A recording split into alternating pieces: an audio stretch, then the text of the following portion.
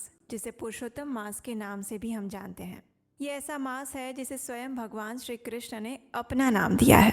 ऐसा मास साधारण कैसे हो सकता है? अधिक मास प्रत्येक 3 वर्ष के बाद आता है और इसलिए भी ये विशेष बन जाता है क्योंकि इस मास में किया गया कोई भी आध्यात्मिक कार्य मनुष्य को अनंत गुना अधिक फल प्रदान करता है। जितना महत्व चातुर्मास का होता है उससे भी ज्यादा महत्व होता है अधिक मास का, यानी पुरुषोत्तम मास का।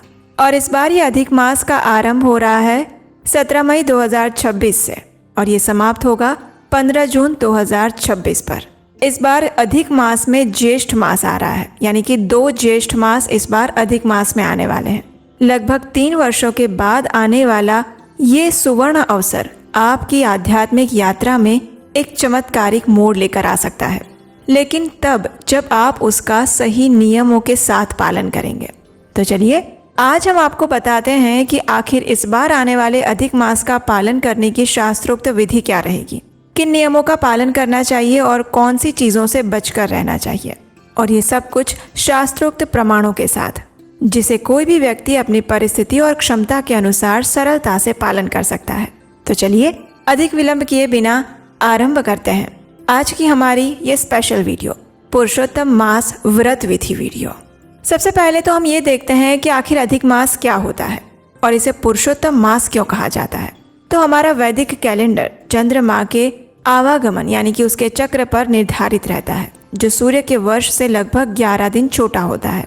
अब ये अंतर हर 3 वर्षों में लगभग एक पूरे मास के बराबर हो जाता है और इस अंतर को संतुलित करने के लिए हमारे ऋषि मुनियों ने एक अतिरिक्त मास की व्यवस्था की थी और यही वो मास है जिसे अधिक मास या मल मास के नाम से जाना जाता है।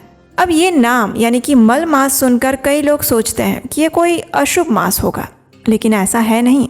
हमारे आचार्यगण बताते हैं कि इस मास में जो भी आध्यात्मिक कार्य किए जाते हैं उनके द्वारा हमारे पूर्व जन्मों की सारी मलिनता और गंदगी दूर हो जाती है, यानी कि जितने भी पाप कर्म हैं वो नष्ट हो जाते हैं और इसलिए इसे मल मास कहा गया है।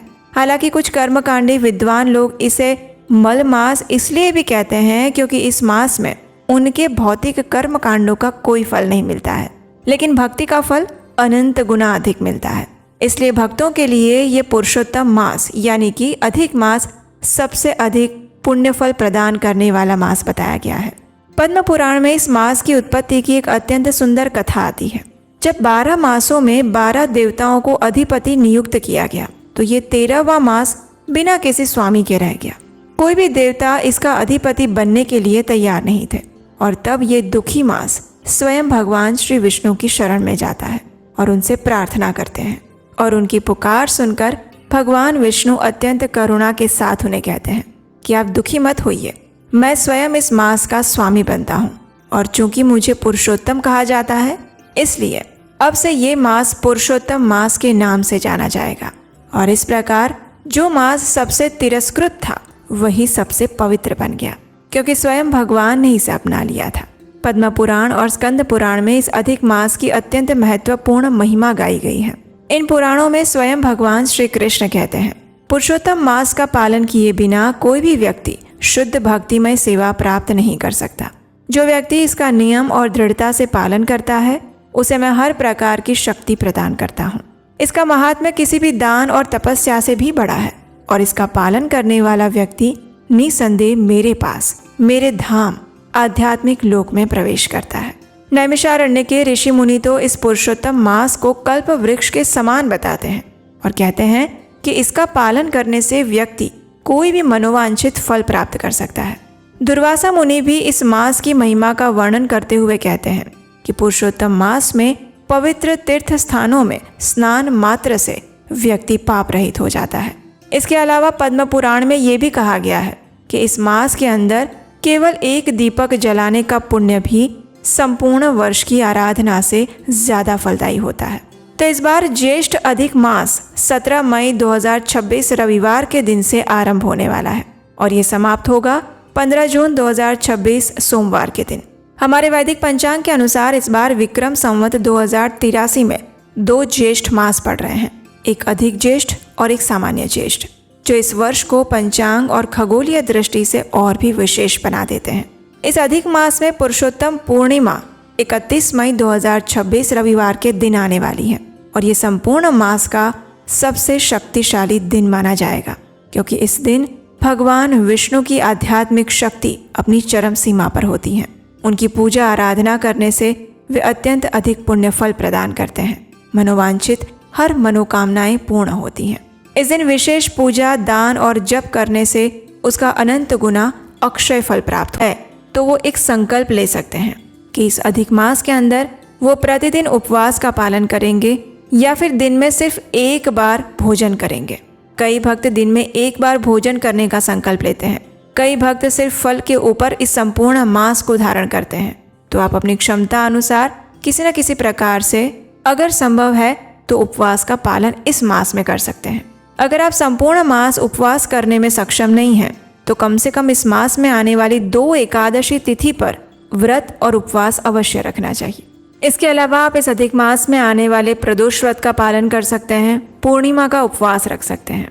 उपवास के दिन एक समय फलाहार या दूध ले सकते हैं। जो व्यक्ति स्वास्थ्य के कारणों की वजह से उपवास नहीं कर पाते हैं, वे सात्विक आहार ग्रहण करते हुए भी इस मास का पालन कर सकते हैं, क्योंकि भक्ति भाव सबसे महत्वपूर्ण कार्य है।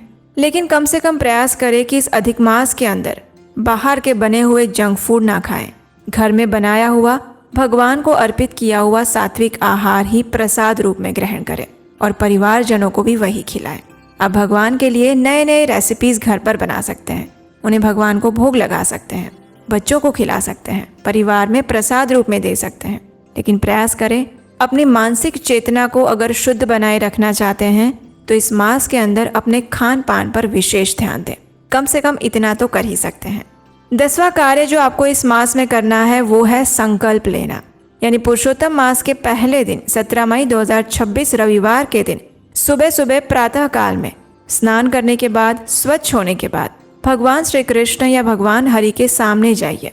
दाहिने हाथ में गंगाजल लीजिए और उनके समक्ष जाकर इस अधिक मास का संकल्प लेते हुए इस प्रकार प्रार्थना कीजिए। हे पुरुषोत्तम भगवान, मैं इस पवित्र अधिक मास में अपनी शक्ति और सामर्थ्य के अनुसार आपकी सेवा और भक्ति का व्रत ग्रहण करता हूँ या करती हूँ। कृपया मुझे इस व्रत को पूर्ण करने की शक्ति प्रदान करें।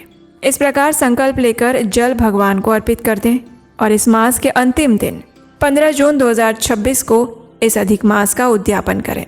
उद्यापन यानी कि पूर्णाहुति। इस दिन भगवान की विशेष पूजा करें, यथाशक्ति दान दें और ब्राह्मण तथा वैष्णव भक्तों को भोजन करवाएं। तो ये थे अधिक मास के अंदर करने योग्य कार्य जो आपको अवश्य करने चाहिए। चलिए अब बात करते हैं कि इस अधिक मास में भूल से भी क्या नहीं करना चाहिए, क्योंकि ये भी अत्यंत महत्वपूर्ण है। सबसे पहला कार्य जो नहीं करना है वो क्या है, तो हरे कृष्ण महामंत्र का जप करते हुए कोई और कार्य करना, जैसे कि एक हाथ में मोबाइल और दूसरे हाथ में माला। जी नहीं, ऐसा मल्टीटास्किंग प्लीज इस मास में बिल्कुल मत करिएगा। यह हरिनाम के प्रति किया गया सबसे बड़ा अपराध है और सबसे निंदनीय कार्य भी। तो इसलिए एक बात हमेशा याद रखिएगा, जब पर भी आप हरे कृष्ण महामंत्र का जप कर रहे होते हैं तो उस समय आप भगवान श्री कृष्ण को बुला रहे होते हैं। और जब आप किसी व्यक्ति को बुला रहे हैं और उसी समय आपका ध्यान मोबाइल में है तो आने वाले व्यक्ति को कितना बुरा लगेगा। बस यही सोचकर मोबाइल के साथ माला इस बार मत करिएगा। दूसरा कार्य, इस मास में ध्यान पूर्वक कभी भी किसी की निंदा मत करिएगा, चाहे वो ऑफिस के साथी हो, पड़ोसन हो, आपकी खुद की बहू हो या फिर सास। जी नहीं, इस मास में सबको माफ कर दीजिए।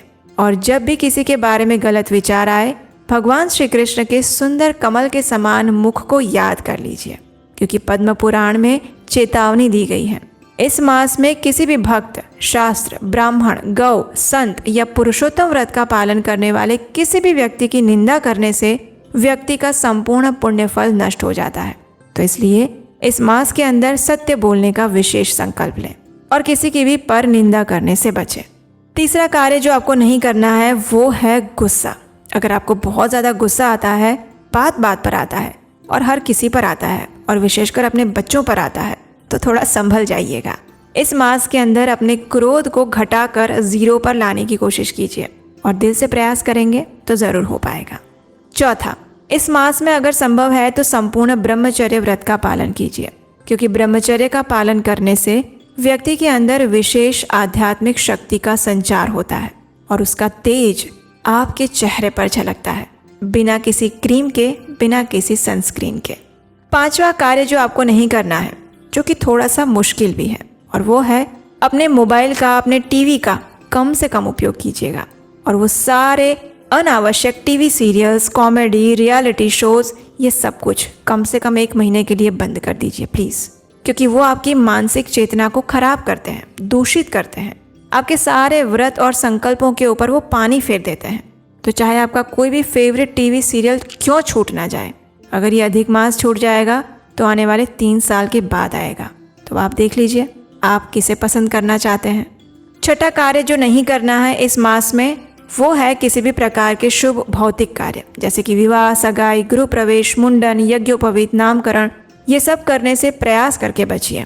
ये सांसारिक भौतिक कार्यों के लिए अधिक मास नहीं है। इस मास के अंदर ज़्यादा से ज़्यादा आध्यात्मिक साधना को तीव्र बनाना होता है। तो इसलिए प्रयास करके इस मास में अधिक से अधिक आध्यात्मिक कार्य कीजिए।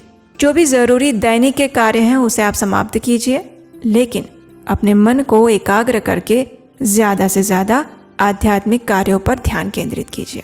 तो ये थी आने वाले पुरुषोत्तम मास में करने योग्य कार्यों की यादी, संपूर्ण व्रत विधि और क्या नहीं करना चाहिए उसकी भी सूची। तो हमें आशा है कि अब आपको समझ में आ गया होगा कि इस पुरुषोत्तम मास का पालन आपको कैसे करना है। अगर इस विषय में और भी कोई प्रश्न है तो नीचे कमेंट बॉक्स में लिख कर बताइए, हम आपके प्रश्न का उत्तर देने का प्रयास करेंगे। और इस अधिक मास के अंदर हम आपके लिए बहुत सारी सुंदर पौराणिक